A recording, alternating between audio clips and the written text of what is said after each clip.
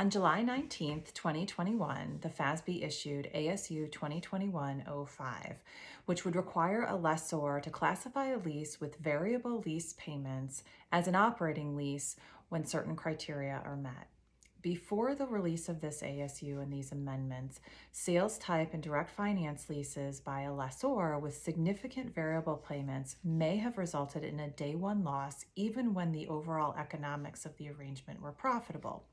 This is because under ASC 842, variable lease payments that do not depend on an index or rate are excluded from the definition of lease payments.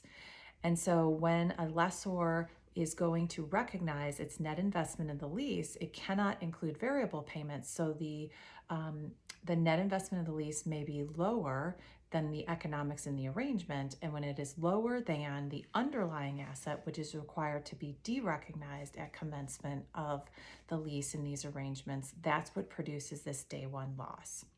So the ASU 2021-05 added a paragraph 842.10.25 big A.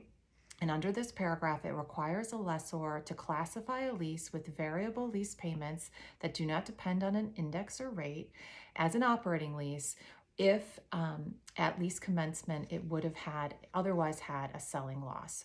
So under these new amendments, we expect that there will be likely more operating leases. And as a result of more operating leases, a lessor may be able to apply the practical expedient to combine lease and non-lease elements.